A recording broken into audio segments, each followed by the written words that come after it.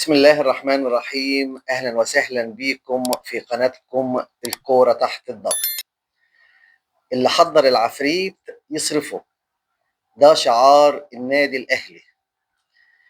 النادي الأهلي كان في حاله، النادي الأهلي كان عنده مشاكل كتير. النادي الأهلي كان عنده مشاكل متعلقة بالاستقرار الإداري وأوضة اللبس، ومفيش أداء في الملعب، ومفيش روح، ومفيش أي نتائج، وفي خسارة وفي تعادلات، وفي اهتزاز في المستوى، وفي إصابات. ولكن زي ما بقول دايما، ما تعصبش النادي الأهلي، سيب النادي الأهلي في حاله. النادي الأهلي لما الموضوع بيتعلق بالكيان وباسم النادي وبالحفاظ على بطولة الدوري العام بالذات، أقف وانت بتكلمني. ده شعار النادي الأهلي. النادي الأهلي يا جماعة طالما عنده متسع من الوقت ما عندوش مشكلة، ولكن لما بيحس ان الموضوع خرج من السيطرة، واللي المباريات بتضيع منه والدوري العام هيضيع منه، لا، نقطة ومن أول السطر. النهاردة هنتكلم عن مباراة النادي الأهلي وكهرباء الإسماعيلية، ومباراة نادي الزمالك وغزل المحلة. دايما في بداية كل حلقة بفكركم اللي احنا بنحلل أهداف وعوامل نفسية بتأثر على نتيجة المباريات. النادي الأهلي المباراة اللي فاتت فاز فيها على نادي الزمالك 2-1، وبالتالي النادي الأهلي حط قدمه في مقدمة ترتيب الدوري العام بعد الزمالك والمصري. ولكن مش ده غرض النادي الأهلي. غرض النادي الأهلي دايما هي المقدمة، أو هو الانفراد بالمقدمة. النهاردة نزل النادي الأهلي وهو عنده دافع وحيد، اللي هو يتربع على عرش الدوري المصري، وهو متأخر مباراة عن نادي الزمالك ونادي المصري. الأهلي نزل المباراة النهاردة وهو مزاجه عالي العال، كورة واستحواذ وأداء ونتيجة، ولما لا، وأعلنها الخطيب رئيس مجلس إدارة النادي الأهلي وياسين منصور نائب الرئيس وخالد مرتجي أمين الصندوق.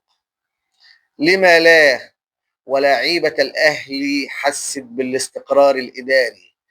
لما لا، ولاعيبة الأهلي حست إن الخطيب ماهوش هيسيبها. لما لا، وجمهور الأهلي يقف في ظهر محمود الخطيب والنادي الأهلي. هو ده النادي الأهلي يا جماعة.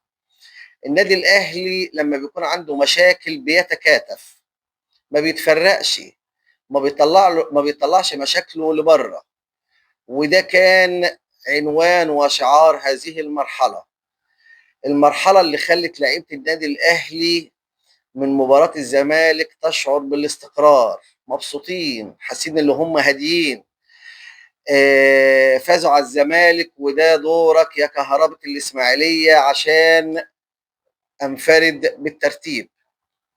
النادي الأهلي بدأ المباراة وهو عنده دافع وحيد، هو الفوز والتربع على عرش ترتيب الدوري المصري عشان يزاحم الزمالك والمصري، وهو متأخر عنهم مباراة.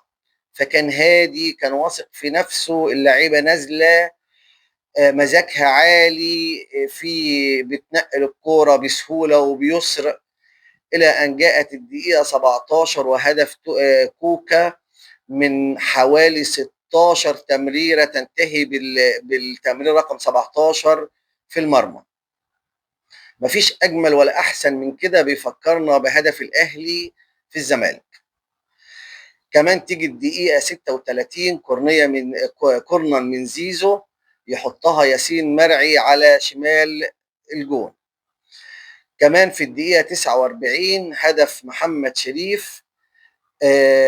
والله بعودة يا محمد، وانت بتبذل مجهود، انا عارف، وربنا كافئك النهارده على مجهودك في ماتش القمة وعلى مجهودك النهارده. من الدقيقة 1 للدقيقة 57 مفيش غير النادي الأهلي في الملعب، مفيش غير النادي الأهلي ولاعيبته بانسجامهم بسيطرتهم على الكورة بكل حاجة حلوة في الملعب. حاجة غريبة بقى، واحنا دايما بنقول يا جماعة الكورة والله ما هي تكتيك بس. لاعيبة الأهلي فكرت اللي خلاص الماتش انتهى، الماتش خلص، يجي في الدقيقة 57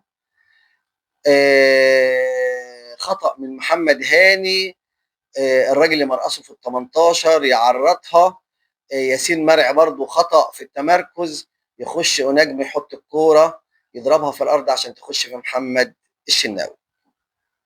فكرنا ان الموضوع كده انتهى بقى، والاهلي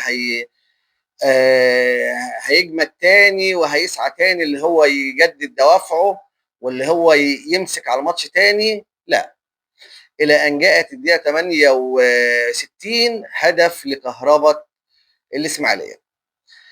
كده اصبحت النتيجه 3-2 باستهتار رهيب من لعيبه الاهلي وتعالي على الكوره باعتبار ان الماتش انتهى. الى ان جاءت الدقيقه 72 بضربه حره يحطها بن شرقي على يمين حارس مرمى كهربة الاسماعيليه عشان تبقى النتيجه 4-2. لما نلخص بقى الاسباب اللي احنا بنتكلم عليها والدوافع، الاسباب النفسيه في الماتش، هنقول دوافع الاهلي وانسجامهم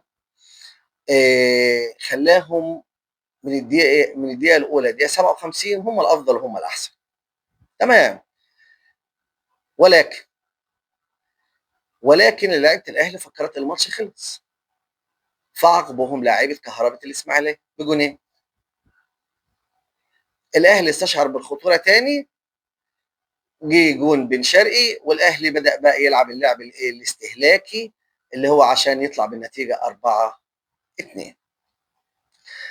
ده كان معظم اللي حصل في مباراه الاهلي وكهرباء الاسماعيليه. الف مبروك للنادي الاهلي، الف مبروك لكوكا مان اوف ذا ماتش، يستحقها بجداره.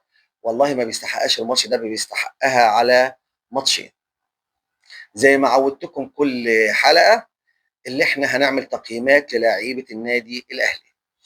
محمد الشناوي 6، ياسر ابراهيم 5، ياسين مرعي 7، محمد هاني 5، كوكا 8.5، بيكام 4، بن رمضان 6، مروان عطيه 7، قفشه 3، ديانج 2، زيزو 6، حسين الشحات 6، طاهر محمد طاهر 4، بن شرقي 7، عبد القادر 2، شريف 5. نيجي للجزء الثاني من الحلقة بتاعتنا وهي مباراة الزمالك وغزل المحلة اللي انتهت بنتيجة 1-1. الزمالك دايما يا جماعة تحت الضغط بيبان وبينكشف. الزمالك بدل ما يسعى اللي هو ما يوسعش الفارق ما بينه وما بين النادي الاهلي، لا، بيفرط في نقطتين النهارده قدام غزل المحله، بالرغم اللي اداؤه كان جميل جدا واستحواذه للكره كان حلو واحرز هدف في الشوط الاول، ولكن عقب المحله على استهتاره داخل الملعب وعلى الكعوب والبساط والفرص المهدره، واتعادل معاه في الدقيقه 57 من الشوط الثاني. تحسي ان لعيبه الزمالك بعد ما جه فيها الجون اللي هم بيأدوا واجب عليهم داخل المباراه، اللي هم بيلعبوا تحصيل حاصل، ما عندهمش ولا الحميه ولا الحماس ولا الروح القتاليه، مش عايزين يفوزوا بالماتش، هم موجودين ومستحوذين على الكوره وفي هجمات رايحه وكلام من ده، بس ما تحسش بقلب لعيبه الزمالك. لعيبه الزمالك بتلعب تحصيل حاصل، بتعمل اللي عليها وخلاص. الى ان جاءت صفره النهايه واعلنها الحكم 1-1 ما بين المحله والزمالك لتنتهي المباراة ويبقى الصراع ما بين الأهلي والزمالك والمصري على مقدمة الدوري العام، لكل فريق 18 نقطة، والأهلي له مباراة مؤجلة. هنشوف الفترة الجاية إيه اللي هيحصل في الدوري. دعمونا يا جماعة عشان يوصلكم كل جديد. لايك وشير وسبسكرايب. دمتم في رعاية الله.